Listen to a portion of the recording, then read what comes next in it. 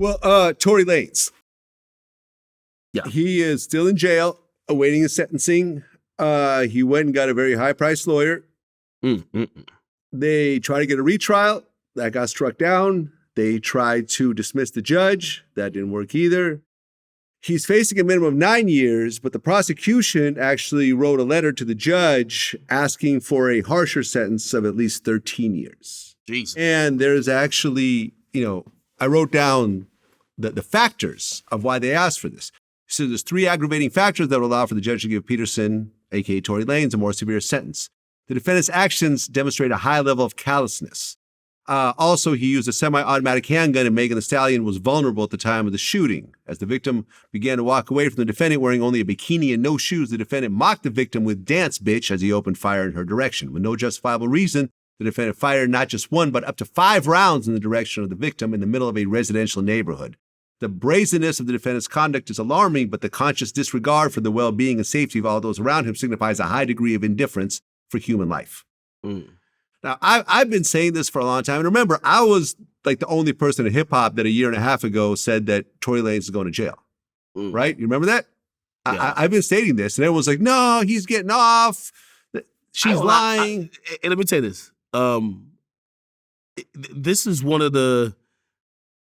I've realized that, especially I've been watching the Travis Rudolph case, right? You got to watch the trial to actually come up with a solid opinion.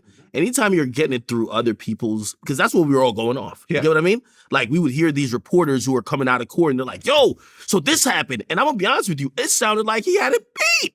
I'm like, oh man, this guy's, right. I'm like, yo, they might not even go to the jury. They might be like, yo, Tory, peace, bro. Like, yo, go ahead. And when I see this come back, I got to realize, I think a lot of people already, and shit, I thought he'd do it. I still kind of, like, I'm a little doubtful, but the verdict is a verdict. Yeah.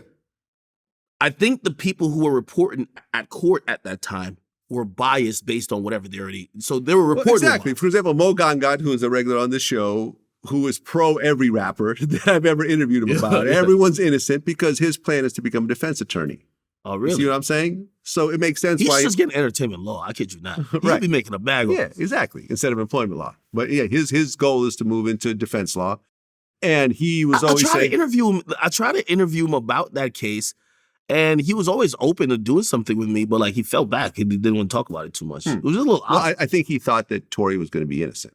That's exactly. What I'm saying. So right. like, so I wanted to talk to him after the case to be like, what the fuck happened? Like, you're a lawyer who was sitting through it. Mm-hmm. You're one of the credible people who are saying this is a fucking shit show on the prosecutor's side.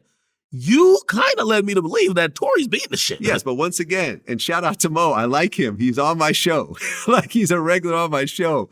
I've never brought up any situation with a rapper that he wasn't on the rapper's side. Every single time. Okay, so he lacks objectivity. I think there's a bias there. And shout out to Mo. And I'll tell him that. Like, he knows I feel that way. But, for example, the girl, Megan the reporter, the girl that was... Megan Cuniff. Megan Cuniff, yeah. Me and her talk on a regular basis. Yeah.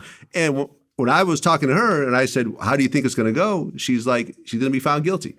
Boom, guilty. When the whole, retrial thing happened, she was covering it all. I'm like, how do you think she's going to go? She's like, this ain't going to work. Like, he's not going to. I told you that was going to work. Yeah, exactly. Listen, if it really comes down to that. If you have to go back to the same judge and ask the judge to reconsider that you didn't get a fair trial when that same judge made and agreed to everything. Yes. And basically his thing is that you're bringing up these new things. Why didn't you object then?